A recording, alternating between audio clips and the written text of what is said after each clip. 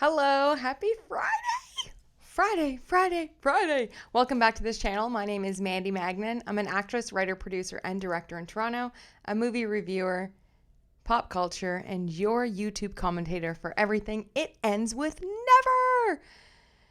Do you have a little bit of fatigue right now? Feeling bogged down? Well, I have some news that might make you a little happy. That's the first thing we're going to go over. And then I just want to go over some articles circulating about Blake Lively helping with casting. Another connection. We're going to talk a little bit about some other things happening in the case, but yes, this whole video is going to be It Ends With Never. If you saw my video from this morning, I woke up like that. I was feeling so sassy after reading so many things last night and after the live yesterday, and I just woke up being like, you know what? I'm going to tell them how I feel. You know what I'm saying?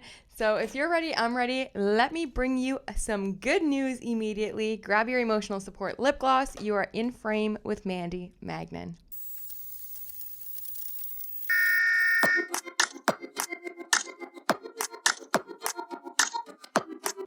Well, this just in, Paramount kills major projects, including Ryan Reynolds' sci-fi Ferris Bueller's Day Off and spin-off. They've canceled Ryan Reynolds' big movie that's supposed to be coming up. Not only his spin-off for Ferris Bueller's Day Off, but also the movie Eloise, which was just honestly featured. The news just came out that they were making this movie. But yes, now that movie, which Ryan Reynolds was closely involved in as a producer, was quietly sold to Netflix. So Paramount will also not be doing that movie as well. It's not just Ryan Reynolds' projects that are being canceled, but I think that canceling two of Ryan Reynolds' biggest upcoming films that he was attached to is a sign of things to come. And I don't know about you, but I don't know. Yeah, I was just kind of like, okay, it is what it is.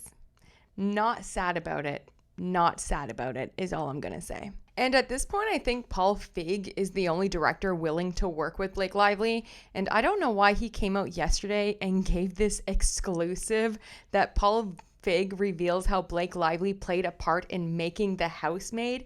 Yeah, she was involved in casting. And who do you think she helped cast? Brendan Sklenar. Very interesting, right? How everything's all tied together. Not only that, but it does say at the bottom, which I found very interesting, Blake Lively had worked with Brandon, Paul exclusively told E! News, at a special screening on the film in New York, December 2nd.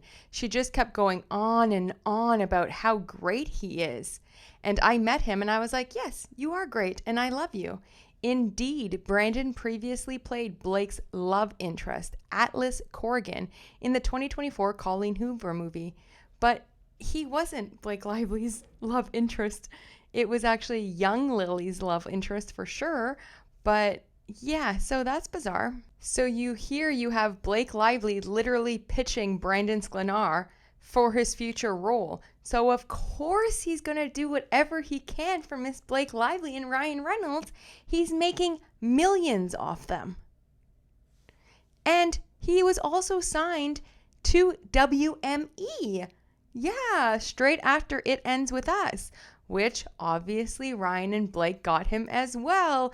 Ding, ding, ding. It's like when all the dots start to come together. This article, I don't know what they were thinking, but it's just so jokes at this point. There's so many things that I want to dive into and get to you, like all of the information, because there is just so much out there and so many deep dives to go on.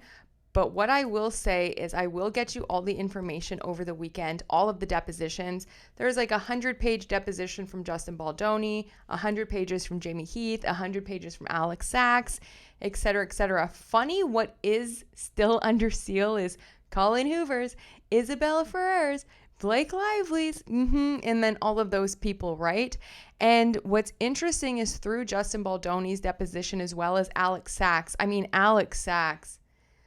Oh my gosh, that's embarrassing, girl. She even claims that she was hired on set as a producer from Sony. She was one of the first people that was brought in. Blake Lively herself testified that she actually thought that Alex Sachs had like the authorship on set. She didn't realize that the rights were sold to Justin Baldoni and not to Alex Sachs. She thought that it was Alex that had the rights. Ding, ding, ding. Already tells you everything you need to know. Alex was upset that they would go and hire Jamie Heath as the executive producer on set, stripping her of making all of the calls and stuff when it comes to making any calls on set, right? So there's that. So she already said in her deposition she was pretty bitter. She couldn't understand why they hired Jamie Heath when she was able to do the job. So she already came on the set nitpicking, right? Bitter, like she's supposed to do it, top dog. And then I guess throughout it, she really wanted to give her a shot at directing. But on set, there's one director, guys. This is so important that people understand this. Like, you don't just go on set and talk to the director and be like, man, you think I can direct this scene? Like, that'd be really fun. Like, you're not working in fast food or you switch from the grill to the fryer. Even there, you don't switch without being trained. You know what I mean? And on set, whenever an hour is, when minutes are wasted, but for every hour wasted on set, it costs thousands and thousands and thousands and thousands of dollars. On set can be a very high stress situation when you're behind or where things aren't going right. And now you've heard it from so many people, I'm sure, throughout the years of meltdowns on set or like freaking out. And because it is a very high pressure situation, it's high stakes because it's millions and millions and millions of dollars on return. Like, it costs money to make movies. There's just a lot that goes into it. So for Alex to come on being hired as just the producer and then trying to fight her way to be in the position of Jamie Heath and then fight her way to take Justin Baldoni off of directing.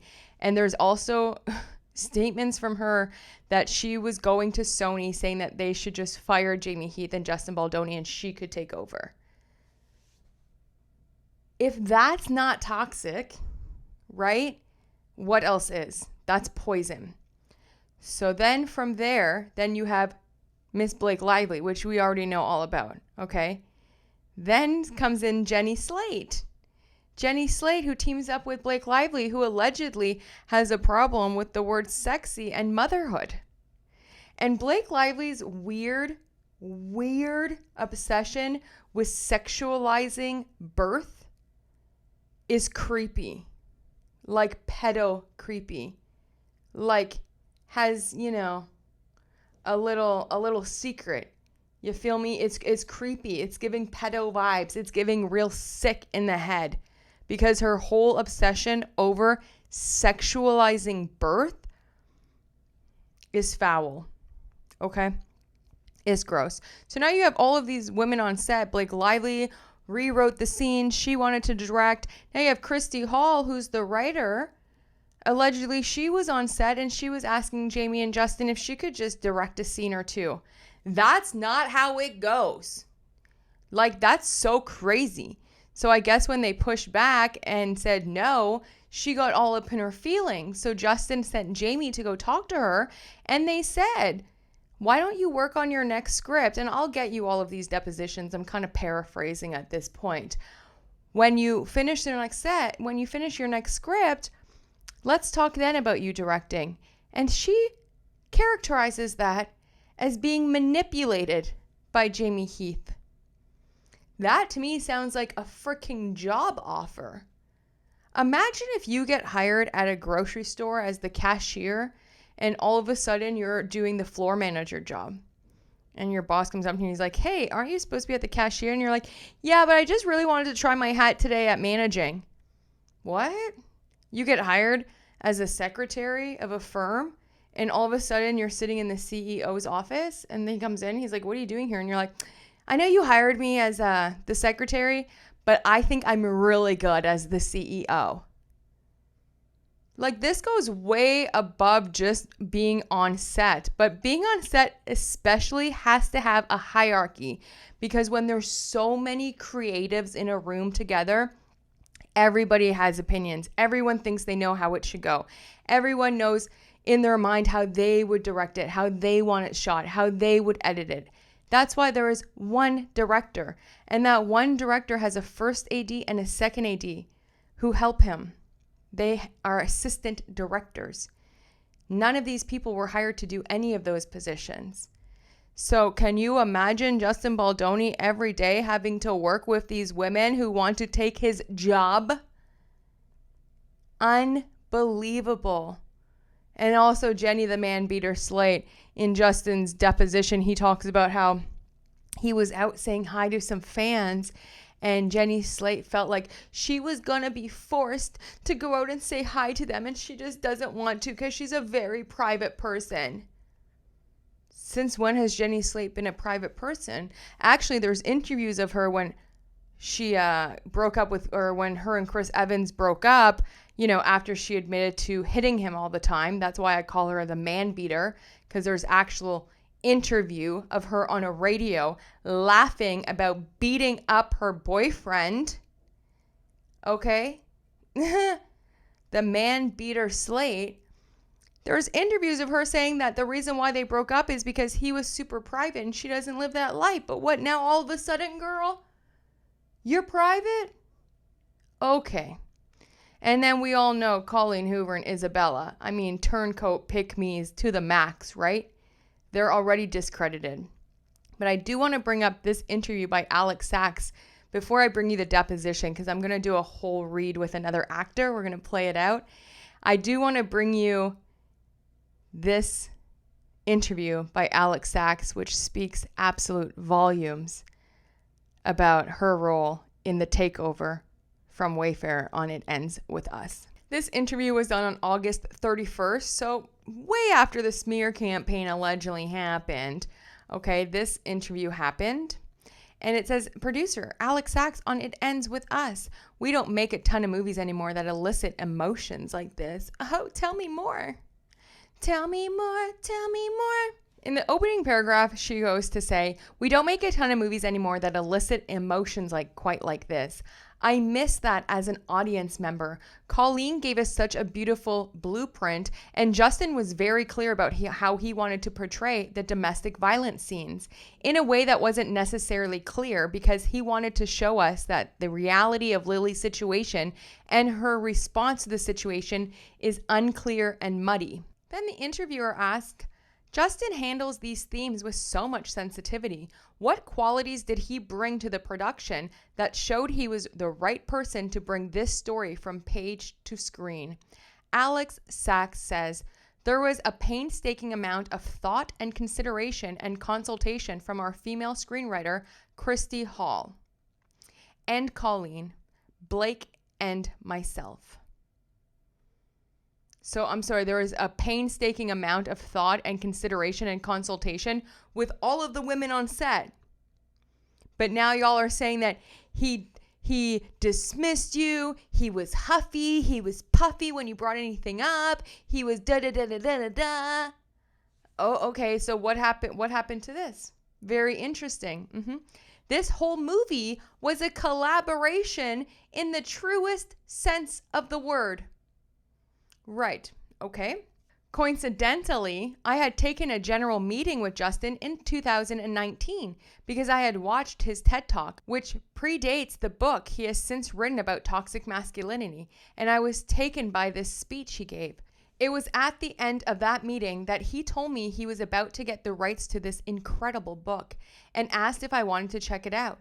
So I read the book 3 years before actually coming onto the project, after I made No Hard Feelings with Sony. We were co-founding this film. They brought me up as a potential producer to Justin, and he immediately said, oh my God, she's the first person I ever sent this book to. There's no clear answer to your question for me because my entire experience with Justin has felt so deeply interwoven with the themes of the book and the project itself. Him telling this story always made sense to me because of that. I'm tired of these girls lying. You've been working with this man since 2019, and in 2024, you decide to freaking ditch him for Blake Lively? Okay, girl, okay. How did you, Colleen, and Justin try to surprise people who already had a relationship with the story? Colleen was very involved. I've never worked on a project where every department and individual involved were so consistently asking each other, what would the fans think of this? We would call Colleen often and ask her if a tiny change we made to the original story made emotional and narrative sense to her. So if she imagined that Lily Bloom would look the way she did, staying true to the story was always on our minds. Oh, really? Was also wearing 17 bangles, 4 pair of pants, and 3 beanies on your mind too? Or no? I'm so fired up by these people because the lies are coming out and it's insane. The hardest character to nail here was probably Ryle, because we're not used to seeing abuse portrayed like this on screen. I wonder how much that character changed from the script up until the end of the production. It really didn't. Directing and starring in a movie is exceptionally challenging, but one of the things that Justin had on lock was how he was going to portray this character. I don't want to know what it was like inside of his brain during that time, because it was a lot of pressure and stress. But the fact that he had this anchor of how he was going to play Ryle so early on really helped. It remained consistent throughout the whole shoot. And then y'all just wanted to what? Add to his stress? You really wanted to pull the real Ryle out of him? What were you guys doing? Trying to push him to method act? I mean, I'm so confused by everyone's behavior and now admitted behavior. I'm literally shocked by the things that I've read in the last 24 hours. And then we get to Blake, and this tells it all. I think Blake brings the character to life beautifully. Part of the reason I was assigned to this movie was because it needed to be made on an accelerated timeline, and I had already done that for Sony and No Hard Feelings. You already mentioned No Hard Feelings already, okay, girl? So with that in mind, casting Blake was one of the first things we did. She was the first person I went out to as part of the team. I was thrilled, and I remember calling Justin being so excited because aside from the fact that she's a phenomenal actress, I knew how much else she would bring to the project, from her aesthetic eye to her humor and nuance. When I came on, Justin was very clear that he wanted to make an elevated movie, and Blake's sensibilities lend herself to that. Okay. And now, do you think this is the first time SAKS has tried to take over a franchise, a production? She literally just did it to her old business partner. Yes, you heard that correct. She has taken a production company over by someone by, guess what? False sexual harassment claims. Can you believe it? Let's get into it. This is crazy absurd. In December of 2017, SAKS, formerly a talent agent at ICM Partners, was the president and co-founder of June Pictures, and financier Andrew Duncan. The company was known for critically acclaimed films such as The Florida Project. Sources claim that Duncan, who has provided millions in financial backing for June Pictures, sexually harassed several people associated with the company and had also instructed a June employee to pay prostitutes. Now, Duncan denies all the allegations. He says that he's never had any improper behavior, and blaming unspecified rivals of mine bent on taking cynical advantage of the news climate involving sexual harassment to undermine June's financial prospects. Now, SAKS allegedly during this time had been made aware of these allegations and knew about them for more than a year, but did not take effective steps to address the issue when allegations were brought to her attention. So as these allegations started to get more public and rumors of harassment allegations really started to swirl around Andrew Duncan, well, guess who just swooped it up? And SAKS, yes, she just bought the rights to the company and became the sole owner of that company through what now must be false allegations, because this never went anywhere. Literally never went anywhere, unless just all of these people all together just decided not to go through with, the court system, which I totally understand, but it's just a little bit bizarre. Her statement from this buyout, she issued this statement. In light of allegations of misconduct against our investor, Andrew Duncan, I am assuming sole ownership and leadership of June Pictures. June Pictures is committed to a respectful work environment dedicated to producing quality films. We will continue our projects already in production and development. But shortly after the buyout from SAKS, June Pictures shut down, and then she ultimately funded her new production company. And now look what's happening on It Ends With Us. Isn't it kind of crazy? I mean, no way this woman is involved with two sets like this. Common denominator, if you ask me. I don't know. That's just to me a little bit weird. It's just a little information I found on the internet today that I wanted to share. To me, it's weird. Okay? To me, it's a little bit weird. And what's crazier, you have Blake Lively over there getting Brandon Sklenar a role in a movie. And then guess who else got a new role in a movie? You're not going to believe it. I mean, you really can't make this stuff up at this time. You have Alex Sachs. So she has some movies coming out. They're in post-production. You can note Carousel there. Carousel is wrapped. Carousel filmed in the summer just now of 2025. And guess who was starring in Carousel? Wait for it. Wait for it. Jenny Slate. Ding, ding, ding, ding, ding. Okay. Great. Nice. Awesome. And that's crazy because in Alex Sachs' deposition, she talks about going to dinner with Jenny Slate, and then all of a sudden, you know, she doesn't say this, but all of a sudden, was Team Blake, I guess. It's just so crazy. Like, what? They offered you a role. You guys did some, like, exchange.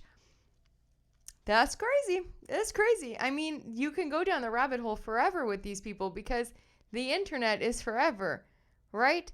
You can't have no fingerprints like Blake Lively. It can't be. Nothing's untraceable.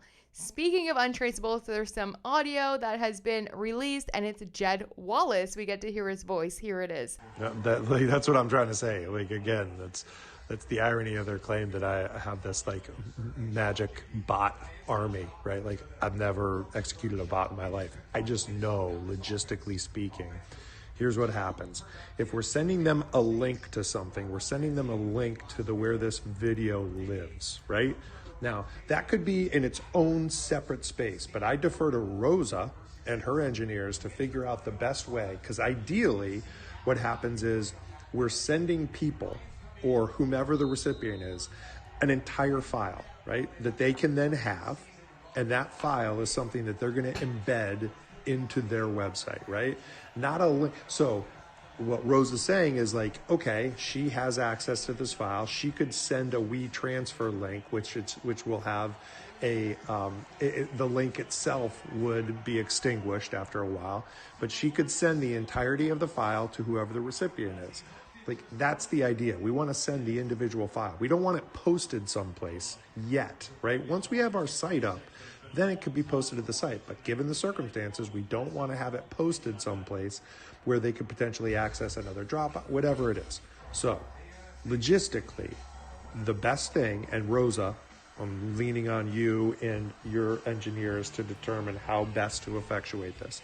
But logistically, it's, if Jen says, hey, we need to get the file to this person, then we could send a WeTransfer link to the actual file itself, and then the link will destroy itself, right? But then they actually have the entire folder. But Rosa, connect with Jason just so we can figure out what the best way to do that is. So this is not something that's connected to anything that has any other legs or access to other files, if you know what I'm saying. I just want you to hear the beginning again. That's what I'm trying to say. Like, again, that's the irony of their claim that I have this, like, magic bot army, right? Like, I've never executed a bot in my life. I just know, logistically. He just is working SEO, which is not against the law. Do you know that Leslie Sloan, Blake Lively's publicist, is actually crisis manager? Yeah, that's all. They were doing the same thing. So he's actually talking about when they were releasing the dance montage, he didn't want to just send the external link out to people because through that, if you have a hacker or something, they can get into it through that link. So he's laughing at the beginning. This is from a signal message, an audio message. It's laughing at Blake Lively's claim that he's using bots. All he was doing was SEO manipulation. So when someone posts something, you can amplify it by copying the link, sending it to people, sharing it to people, etc., etc. I mean, there's just so many ways to manipulate SEO. Everyone does it. Content creators do it. Crisis management, PR, mainstream media does it with their little headlines and their fancy buzzwords. It's right there. So I don't know why Blake Lively thinks that these signal messages are evidence for her, because this, yet again, unsealed audio just debunks Blake's whole claim. I mean, oh my gosh. I can't wait to see Blake Lively's text messages with her people. I can't wait to see her text messages with Colleen, Isabella. I mean, anybody, anything.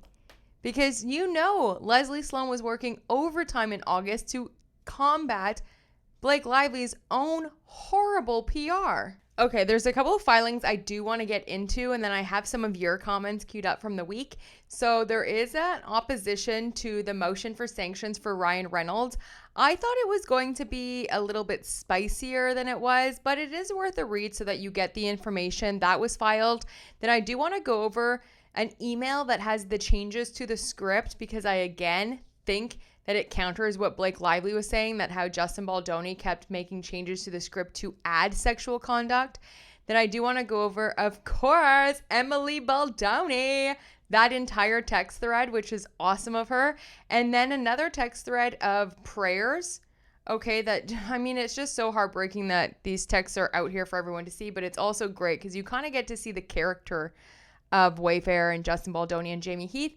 And then I want to end it off real quick with a little Ryan Reynolds stuff, okay? Because, girl, this is so crazy what's happening.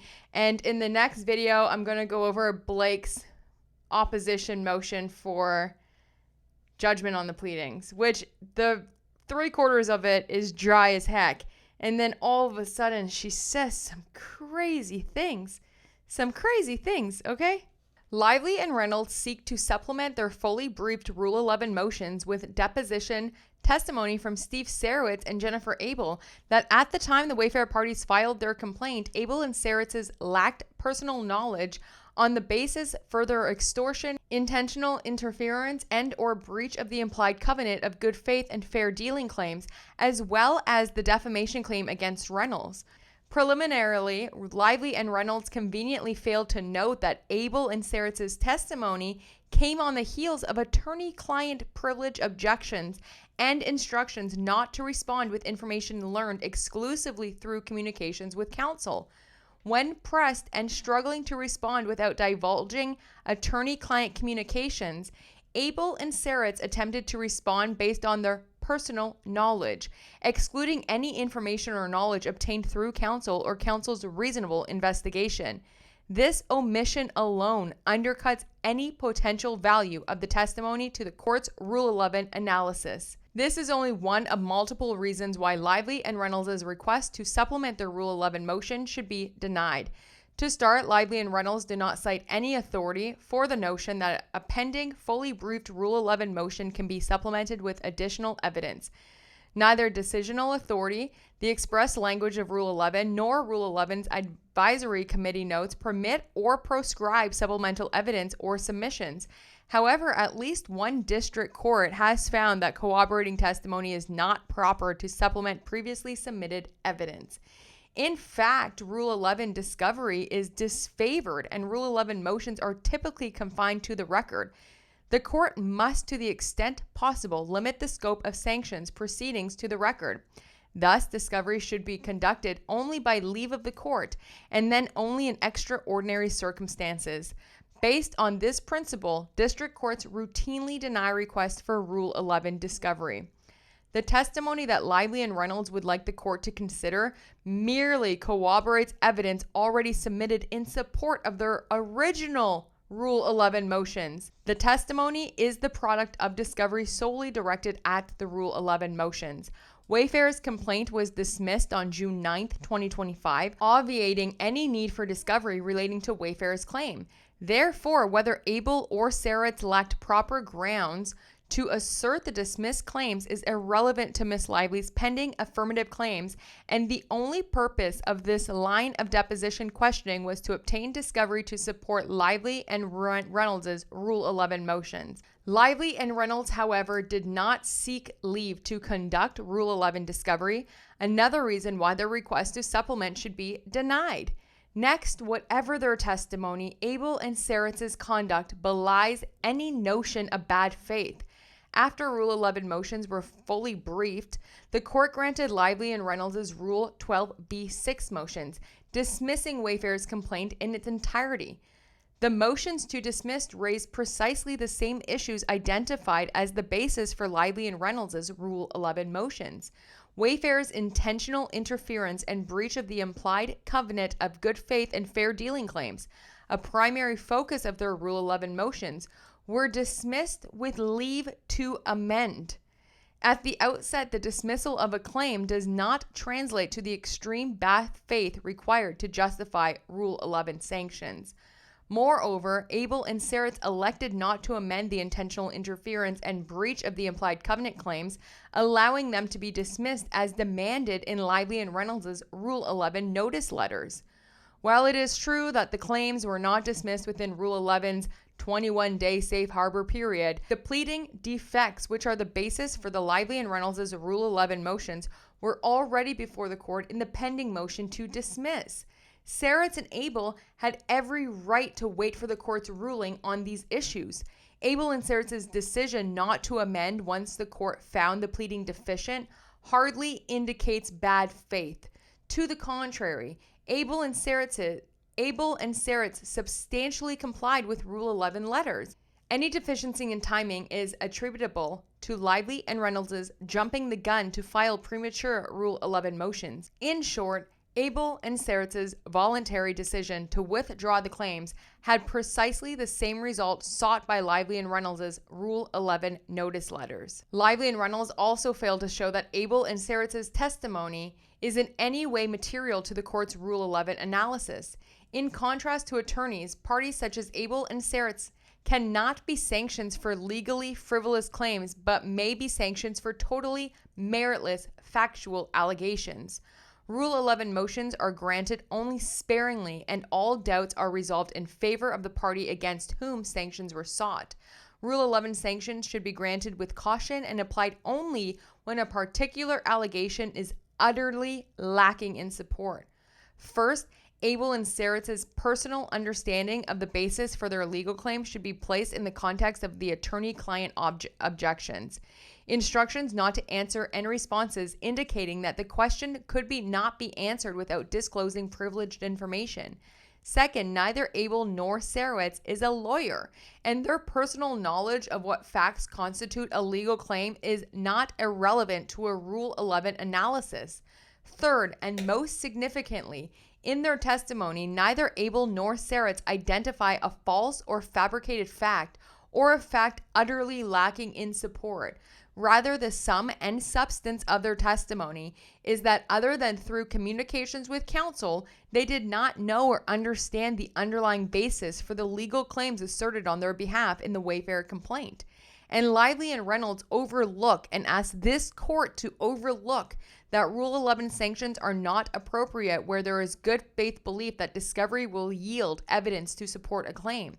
Here, as noted in Abel and Seritz's opposition, discovery has in fact yielded evidence of defamation by Reynolds, which was not in their or Wayfarer's possession at the time in the Wayfarer complaint was filed. In short, Abel and Seritz's testimony is insufficient to establish that counsel, the certifying party, lacked a good faith basis for the claims, or that Abel or Seritz communicated to counsel that they did not know or understand the factual basis for their claims. Abel and Seritz's liability under Rule 11 is derivative of counsel's violation.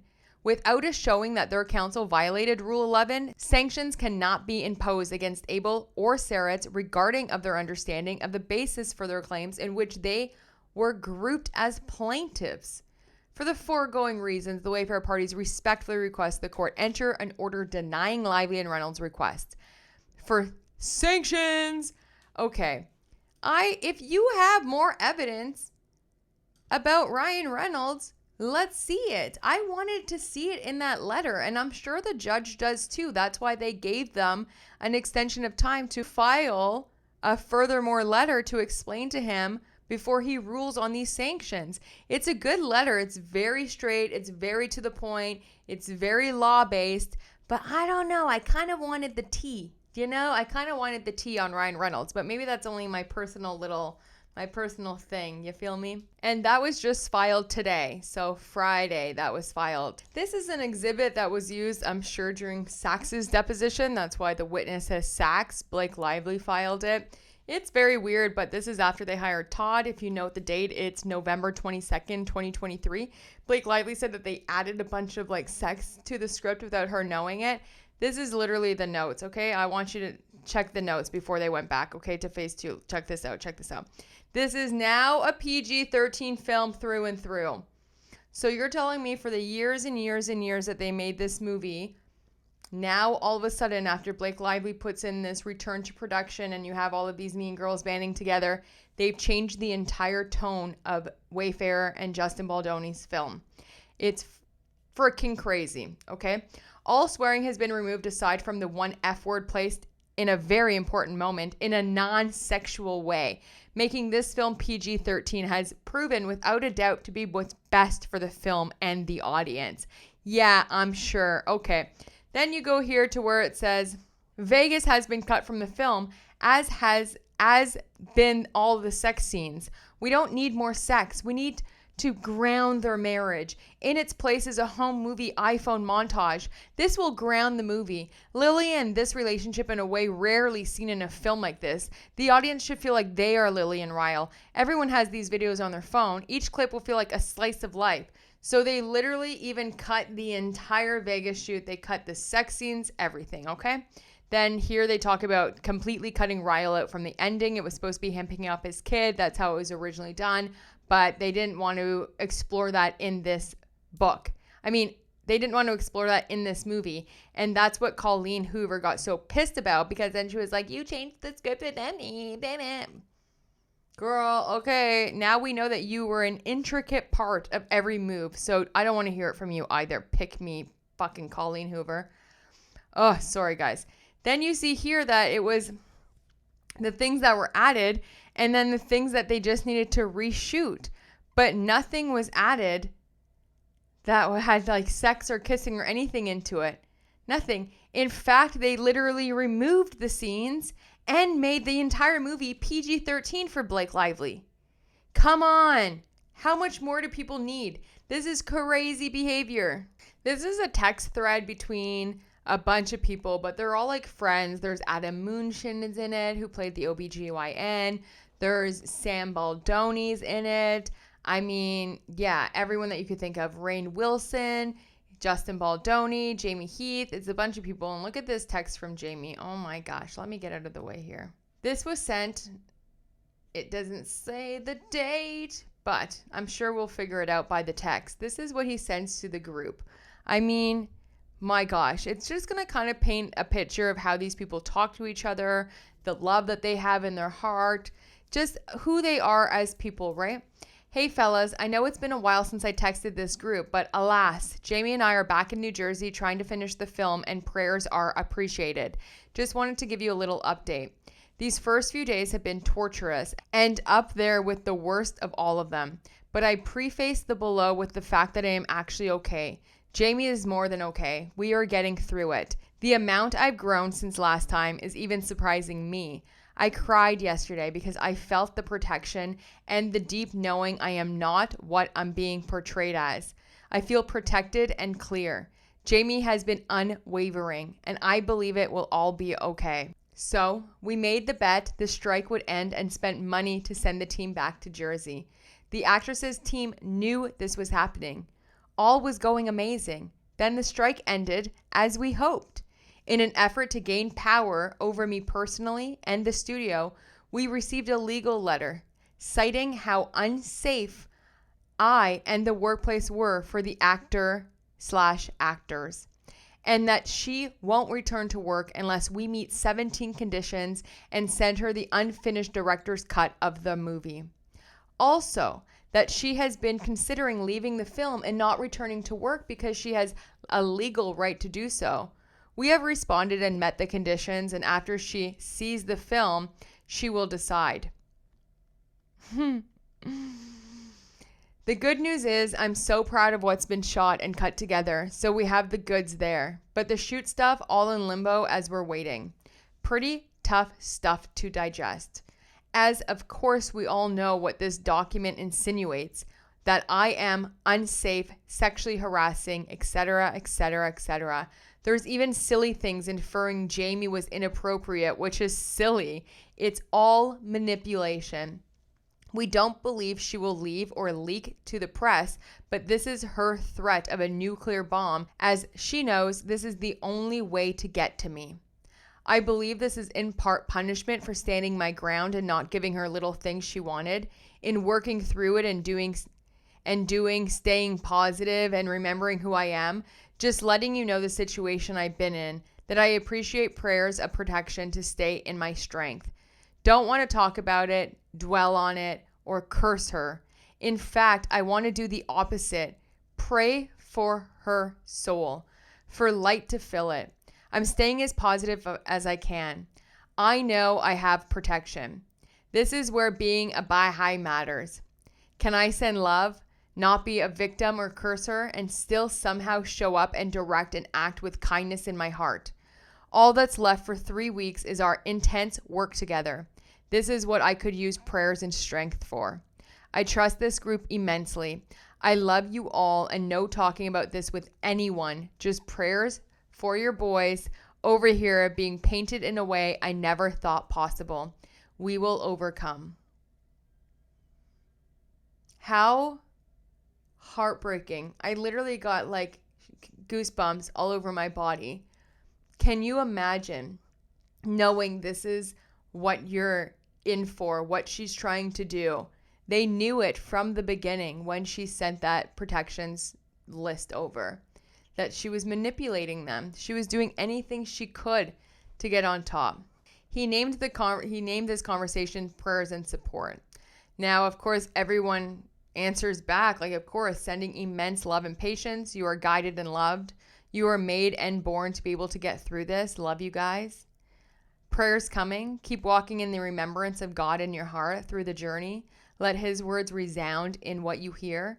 Let his guidance reflect in everything you see, and let his truth be the backbone of strength and light that you stand tall in. Keep choosing love. Keep choosing mercy. God knows we all need that. And we will keep repeating this prayer. Is there any remover of difficulties save God? Say praise be God. He is God. All of his servants and all abide by his bidding. I mean, what a beautiful freaking thing, you know? I mean, this is so, and it keeps going. Yeah, they're all like, just like, yeah, put on the whole armor of God. The battle is worth it. Justin, this is heartbreaking and infuriating. I'm sorry for what you're going through. What a test has been sent your way. I believe in you, in your heart, talent, and integrity. Keep Abdul Baha literally by your side through this. I mean, my gosh. Then he says, love you all deeply, Justin Baldoni.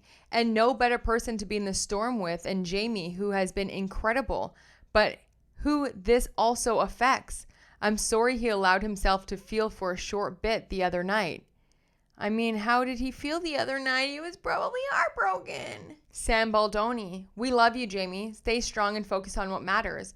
You are a great team, and all of our love and prayers are with you always. And some of these texts, I guess, are dated December 11th. So, you know, contrary to what Blake Lively states in her claims that the Wayfarer people just magically stirred up this little narrative to fit them. No, they've been saying it all along. Because Blake Lively in her complaint even said, no more talking about their genitalia.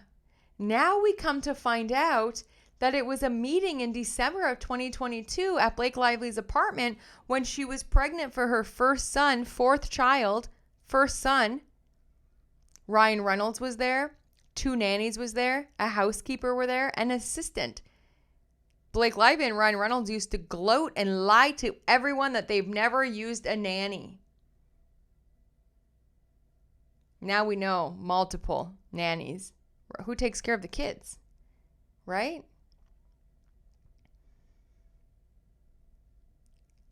During the conversation, circumcision came up because it's her first boy. It's a pretty normal conversation to have with someone as adults who have kids. I've had that conversation with so many of my best friends, my cousins, my aunts, everyone who's pregnant with boys. I don't have any kids, but I've had those conversations. Of course.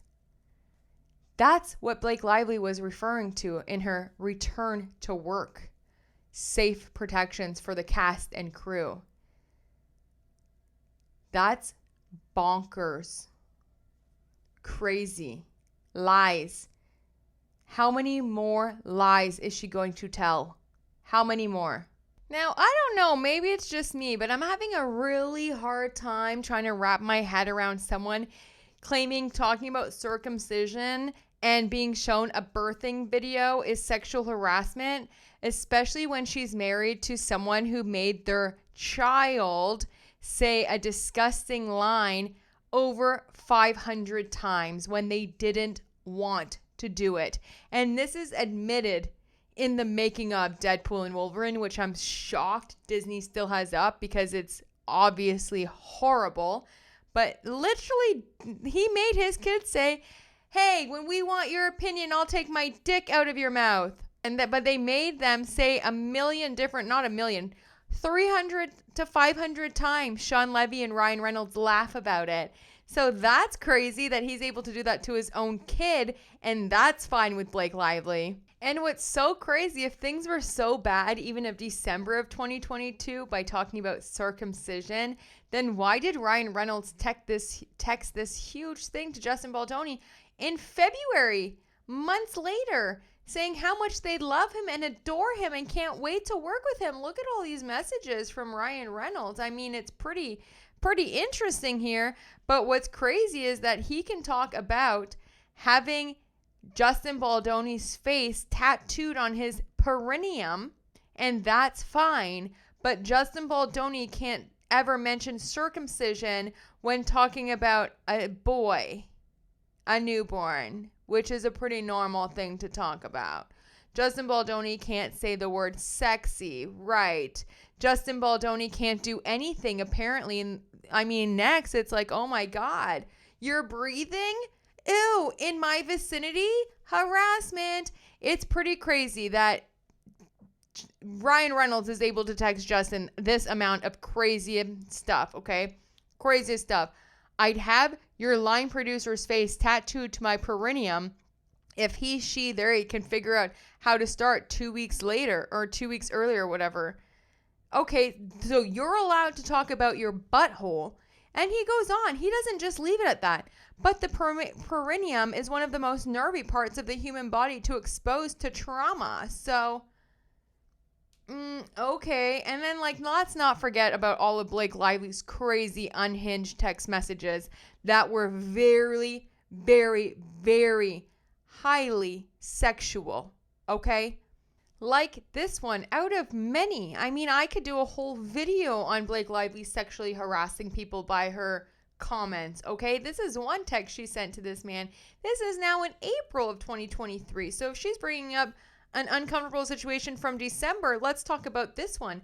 I can send you my pass at the roof or just read it with you when we get together next week.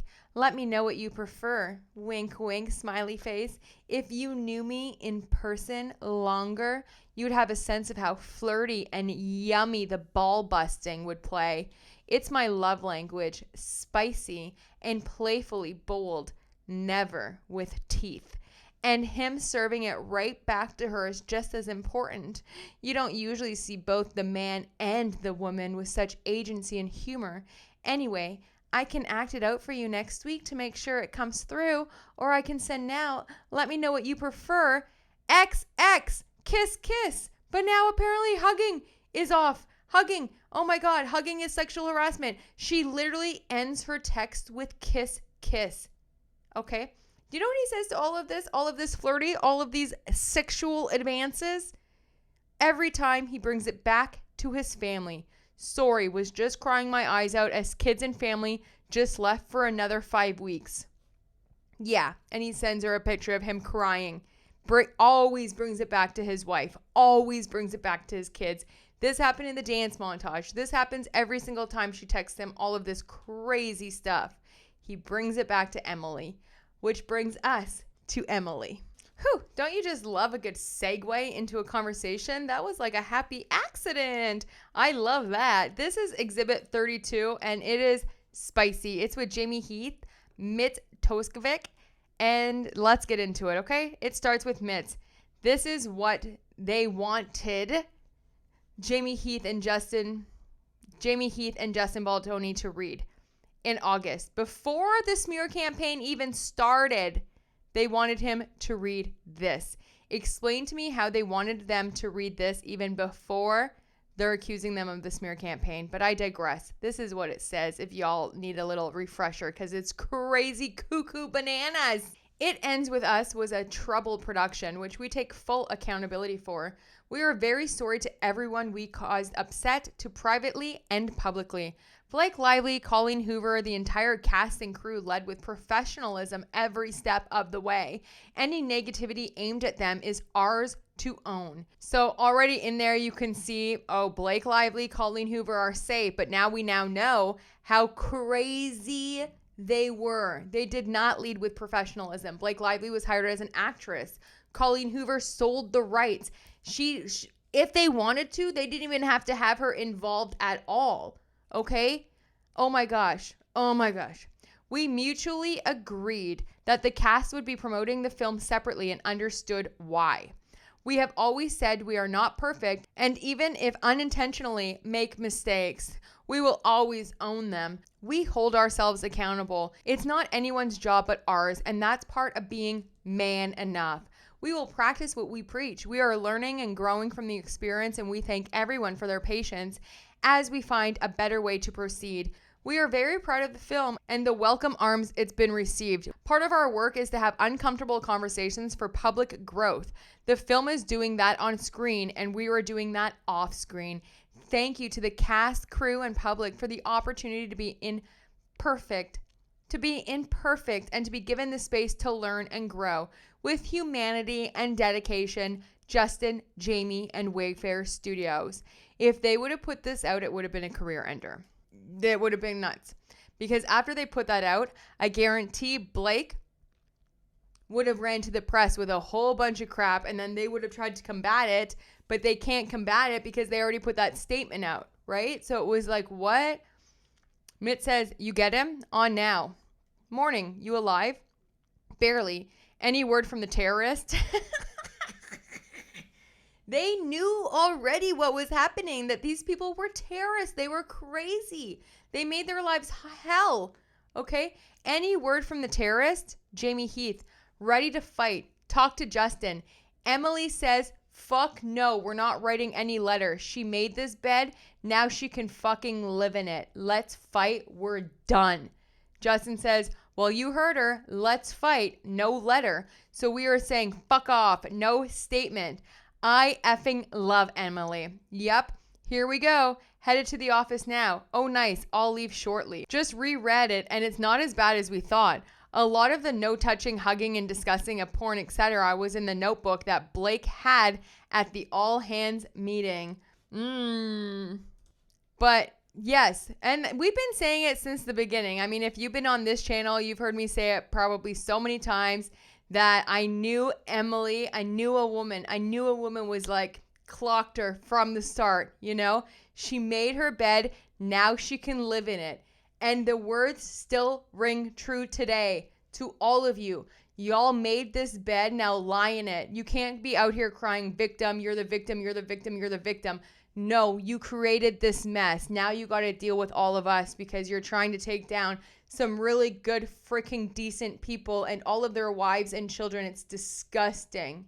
And talking about disgusting, this is the motion I was going to read to you guys yesterday, but it kind of falls into the same themes of today's video, which is like gross, sicko, something's wrong with you. So I just want to read you this one part. Of course, you could already see my notes when I read it last night. Oh my gosh, couldn't believe it. And I hate to just give you like clickbait, like little pieces of it. I want to bring the whole thing to you, but this kind of just falls in line with, you can see what they're grasping, and something is really, really wrong, that they're really turning birth into something super sexual.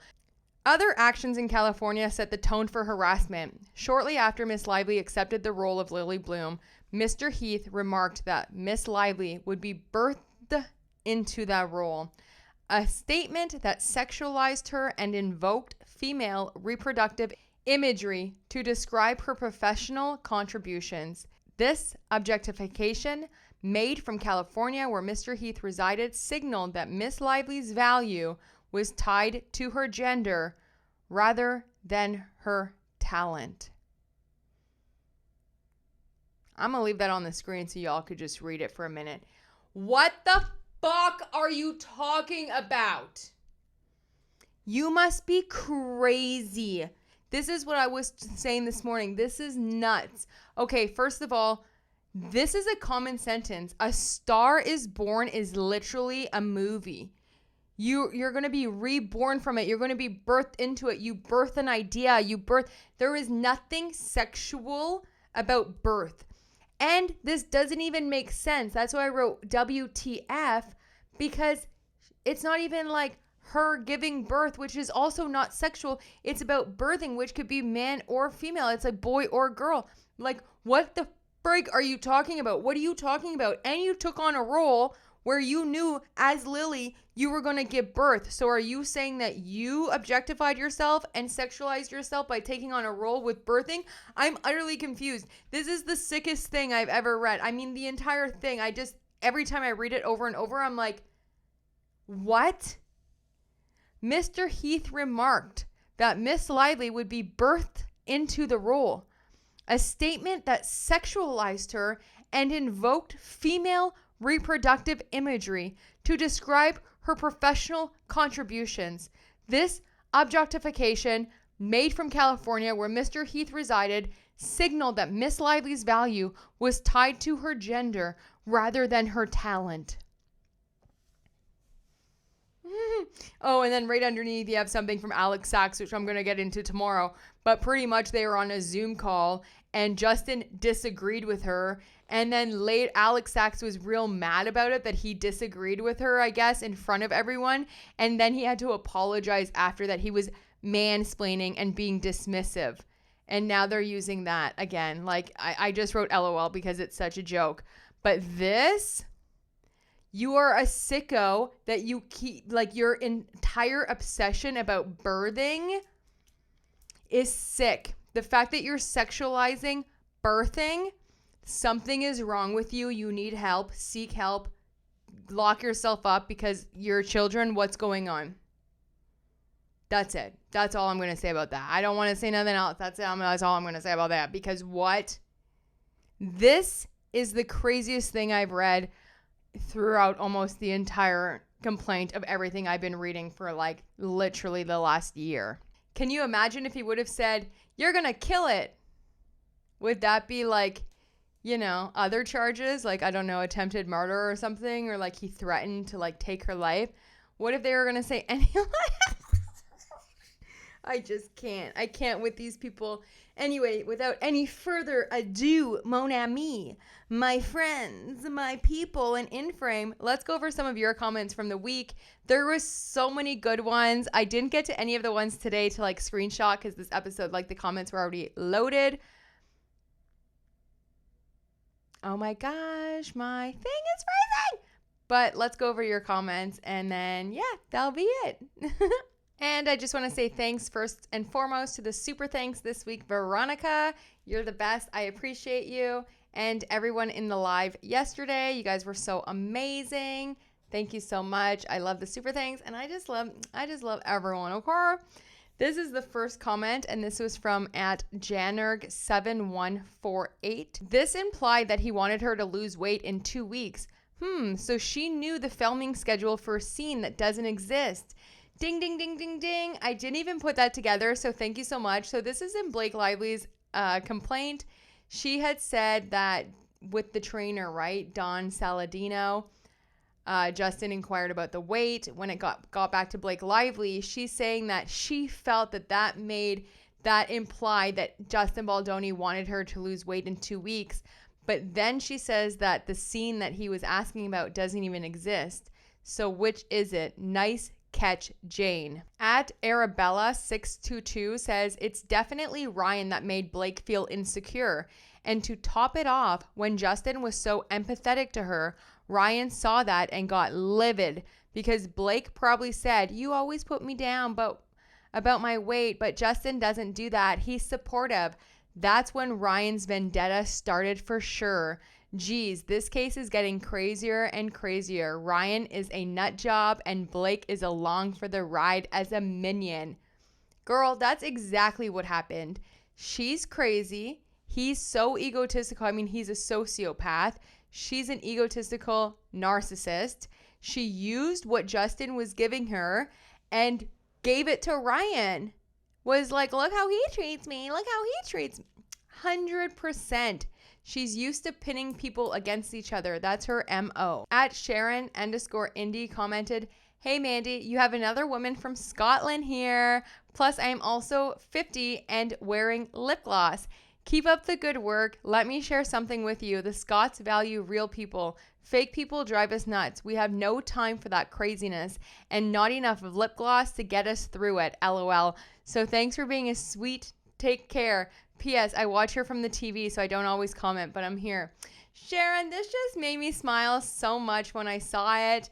And I just love that everyone from around the world is here and in frame. It's so cool.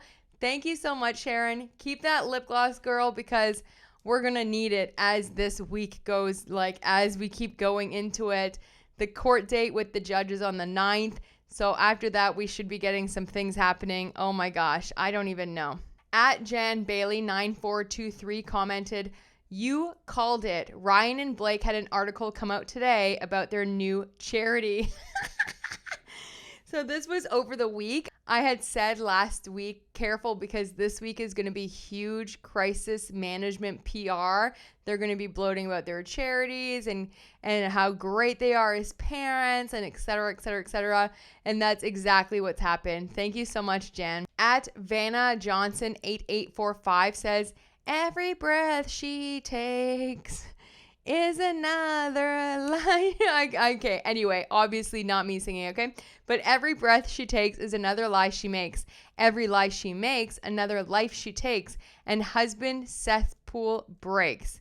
Lyrics are Blake Nery's Lisgarian Rodnell song from How a Plantation Dragon Wins. I love this. Thank you so much. And I'm sorry that I completely butchered y'all's ears with my singing. Okay, I thought I had it for a second. I thought I was in it. My dancing is better than singing. Okay. At Violetta683 commented, if you have someone in your life with special issues, you know this was a perfectly reasonable question to ask. Just one wrong move can make weeks of recovery and rehabilitation. Imagine the stipulations and conditions that would need to be met if it were Blake with the bad back. My gosh, what a fragile snowflake. I can't imagine what it must have been like to perceive everything as a slight. Yeah, can you imagine if Blake had a bad back, the way they would have had to bend over backwards for a bad back? Y'all feel me? Like, it's just, that's the whole lift thing and the trainer and the fat shaming is, again, bonkers. At Catherine K82 comments, the fact that the big family man Ryan Reynolds was not there at Blake Lively's deposition to support his wife at her own depot is very telling. Her deposition was pushed from the original date, and they booked it for a time that they no doubt knew he would be doing promo at TIFF. His wife claims she was a victim of SH, and he wasn't there when she would be grilled by lawyers. They deserve each other. Louder for the people at the back, Catherine. Thank you so much. At B Popso commented, Could it be that Brian Freeman directed the Wayfarer team on how to counteract Blake Lively's bad PR against them? I have a feeling they want those signal messages to go after Brian Freeman somehow. I could be way off on this, but that's my gut feeling. I think you are actually right on the money. I think you should trust that gut feeling you have, okay? Because this is exactly it. Exactly it. At Swetha Pavana commented, I believe from B to the I to the C to the H side is trying to hide the info from summary judgment and an article with no proper info, but just the photo of Justin's family, including his kids. So I didn't cover this story this week, but a People magazine did an article about Justin and his kids. So bizarre. Okay, out of nowhere. They want to scare Justin and Wayfarer aside and want them to come and ask for settlement with these monsters. That's what they are aiming for. Justin Baldoni, don't be scared. I hope God is with you. I wish you win this case, people's heart, and be happy with your family and loads of projects that you make as per your vision. Thank you so much. I appreciate this message, and I hope Justin does too. And last but not least is from Jill199. Thanks for being a member. Mwah. And she says, tell us about the Taylor stuff. And that is coming. I have been compiling a video for y'all, and it's coming probably in the next week. Okay, guys, that's it for me for today. I know my system was glitching a little bit, and I think it's because I didn't change the settings from streaming live to recording. So if it's super glitchy, I'm really sorry. I don't have time to re-record a whole episode or anything like that, but I will definitely be back over the weekend. And yeah, we'll go through it. We're going to get through these depositions. I'm going to try to make them as fun, as interactive as possible. And I'm going to get you the info. But after I put this movie out, I am going to enjoy my Friday night Blake Lively, okay? Without her, I got to get this girl on my head, you know what I'm saying? Because what's happening right now is absolutely crazy. I know the Wayfarer is going to have an amazing response because her replies are delusional, crazy, okay? Nutty. So can't wait for those. And yeah, I hope you have the best night. I hope you're able to love yourself a little bit more. And yeah, I'm going to go because I just noticed how bad it's glitching and I don't like poor quality stuff. And now I feel like if the whole video was glitching, I'm going to be so mad. Anyway, I'll be back. I'm thinking about doing a live either tomorrow or Sunday, but I will post it ahead of time. And next coming up is Blake Lively's motion, her reply that has that birthing section in it. We haven't gone over that. It's a lot shorter than the other one. So this one is only about 30 pages. And I'm going to get you Alex SAKS, Justin Baldoni, and Jamie Heath's deposition over the weekend. Okay? Stay tuned. I love you so much. Take care of yourself. Take care of each other. And I'll talk to you soon. Bye.